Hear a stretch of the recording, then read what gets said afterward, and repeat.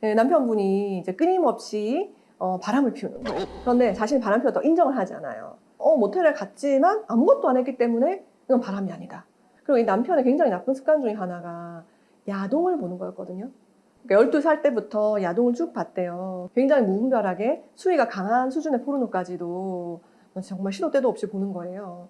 이 케이스에서 과연 남편의 주장 타당할까? 모텔은 갔지만 아무 일 없었다.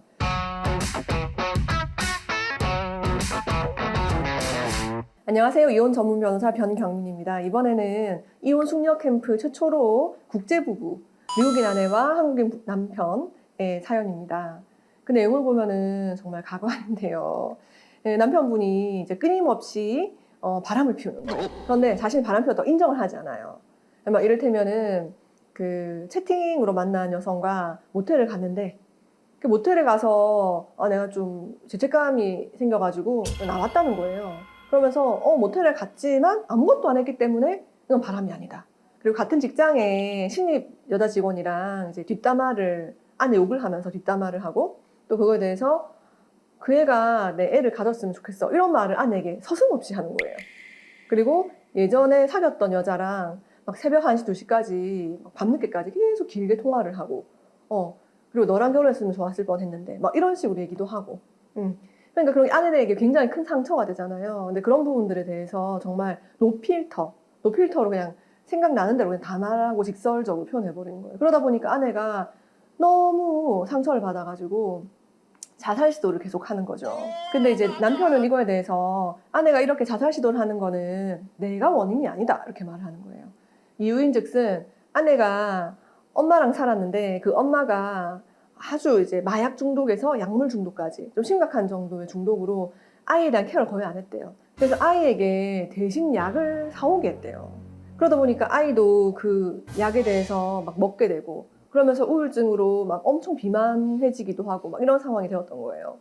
그래서 남편은 그런 아내의 유년 시절에 나빴던 기억들이 우울증의 원인이지 자기는 원인이 전혀 아니다 이렇게 주장을 하는 거죠.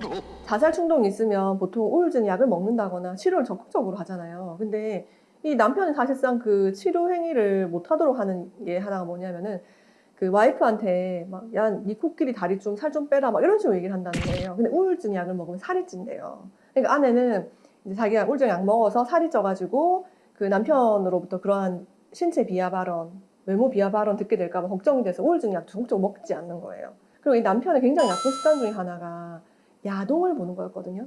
그러니까 엄밀히 보면은 그 야동은 성인이면 즐길 수 있는 그런 컨텐츠 아니야? 그거는 바람은 아니잖아 이렇게 생각할 수도 있잖아요. 근데 이 남편은 그 정도 굉장히 심한 거예요. 그러니까 12살 때부터 야동을 쭉 봤대요. 굉장히 무분별하게 수위가 강한 수준의 포르노까지도 정말 시도 때도 없이 보는 거예요.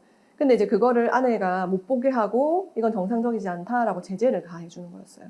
근데 그 전문가의 심리 상담 해보니까 이 남편이 사실은 ADHD라는 게 가르쳐지거든요. 노필터 발언을 서슴없이 했던 이유가 충동 조절이 안 되는 거예요. 그래서 해서 될 말, 해서는 안 될 말을 구별해서 일반적으로 말을 하는데 이분은 그냥 생각하면 바로바로 말하고 그러니까 이런 야동을 보는 것도 죄라고 생각하지, 잘못이라고 생각하지 않는 거죠.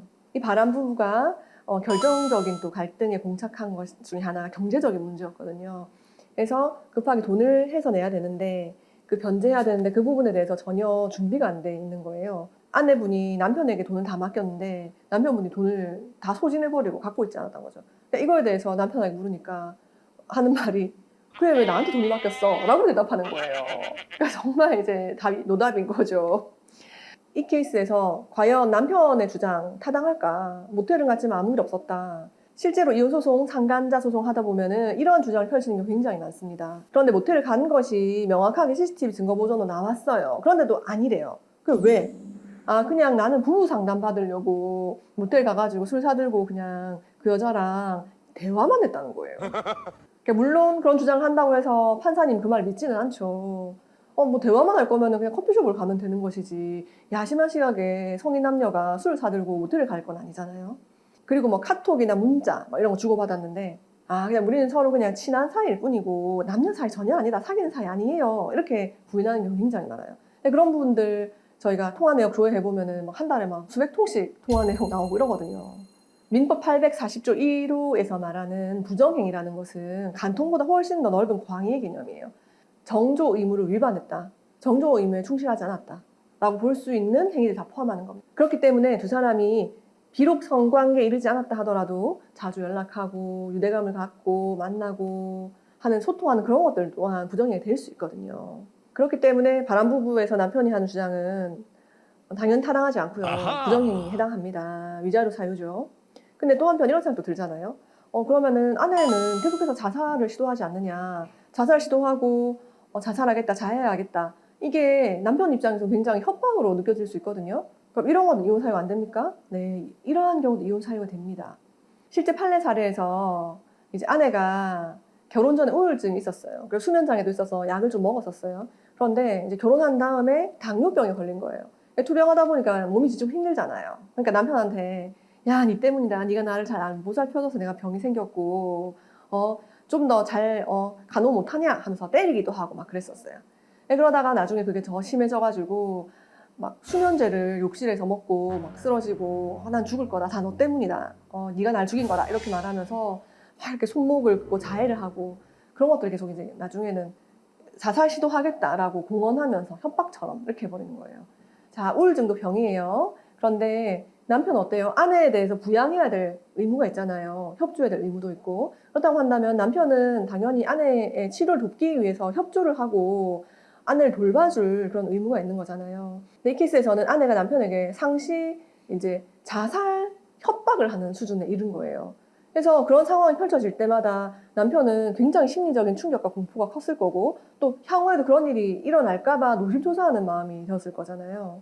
그렇기 때문에 이런 전체적인 혼인관계 재반 사정들을 살펴본다고 한다면은 남편에게 이러한 아내와 계속 살 것을, 혼인을 계속할 것을 강요하는 것이 가혹하다, 감내하기를 기대하기 어렵다라고 해서 이혼이 된다라고 보고 실제로 오히려 남편에게 위자료 1,000만 원을 줘야 된다라고 본 케이스가 있어요. 그래서 남편이 12살 때부터 야동을 보게 된 이유가 있었대요. 아주 어릴 때, 뭐 한두 살 때 엄마는 이혼해서 따로 살게 되고 아버지랑 단둘이 살아야 됐대요. 그런데 아빠가 야동을 보다가 들킨 거예요. 아이는 아무런 생각 없이 문을 열고 들어갔는데 너 때문이다 이러면서 아이를 엄청 때렸대요. 그러니까 아이는 그게 트라우마가 된 거예요. 뭐 도대체 저게 뭐길래 나보다 저게 더 소중한가? 그런 생각을 하게 된 거죠. 그러니까 말하자면 아동학대를 좀 지속적으로 당해왔던 것 같아요. 그래서 그런 것들이 영향을 주어서 남편은 자기 자신도 야동에 굉장히 집착하게 되었고 또 그러한 부분들이 원인이 되었는지 이제 ADHD 성향도 보이게 되었던 거죠.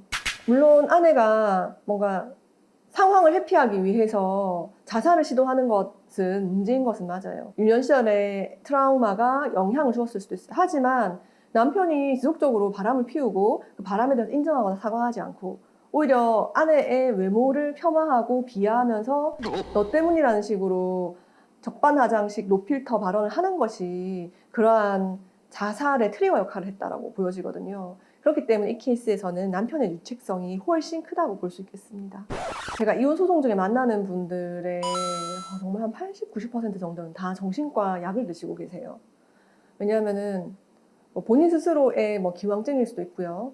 제가 경험한 바에 의하면은 정작 약을 먹어야 할 사람은 먹지 않고 그 과정에서 다른 가족 구성원들이 그러한 폭압에 시달리다가 정신적 고통을 감내하지 못해서 정신과 치료를 받게 되는 경우도 굉장히 많이 보았거든요.